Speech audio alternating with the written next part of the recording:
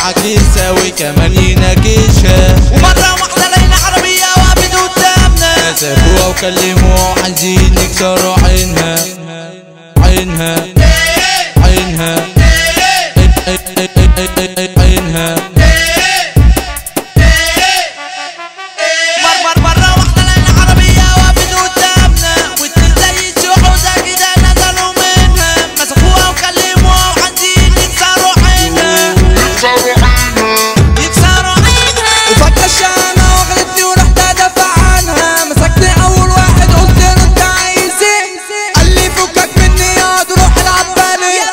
استغربت من كلامه ولقيت اللغه بتاعته غريبه، رحت البوسة ماسكة فيه وكمان نطت عليه وصوتت على صوتها، يا ناس الحقوني من برا بلدي عايزين يخطفوني. البت دي ماشية بتدلع والشباب هتولع، سيسو بابا هتولع، سو بيسو سو بوسو بوسو ناو جيبشو سو ويسو ناو سو بيسو سو بيسو سو بيسو سو بيسو سو بيسو سو ناو. Let's go let's go. ومرة واحدة الناس اتلمت وقالوا لا فيه، قالت لهم اتنين بيعكسوني مش عارفة اعمل ايه، والشامي دوت ساعدني بس هم لابسين عليه. رحت الناس عاملة الواجب وعطيتهم على الأماكن وسلمتهم للبوليس وطلع عليهم جريمة، بس أهم حاجة عندي إن البنت استلطفتني. راحت نادت عليا وبصت لي وقالت لي متشكرة بقيتوا انت رجولة وحبوك. راح صاحبي رد عليا بحنية وقال لي على ايه ده اي حد ممكن يعمله برمشون النريب. وبعد ما مشيت بصيت له بصة انما ايه، قال لي مالك فيه؟ قلت له انت بتتكلم ليه؟ والله دي كانت عجباني بس انا خبيت عليك. بصيلي في انستجرام وقال لي ما قلتش ليه؟ والله يا صاحبي انا كنت شايف العين عليك. ودي حكمة قالوها زمان، صاحب راجل يطلع تمام احسن ما تصاحب واحد يبيعك ويكون جبان. أنا نفسي ألقى نفسي وأتحببوا بيه، ومعايا فلوس كتير 60,000 جنيه، وأشرب كازوزة في العجوزة مع استاكوزة إيه، وأجيب لي دش مع الموبايل وتحبك وإيه.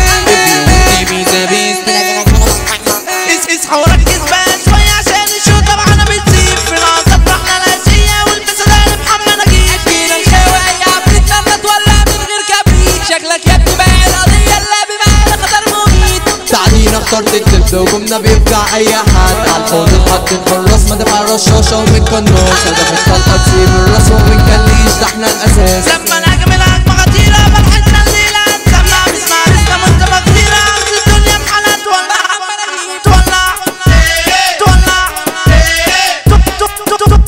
تولع.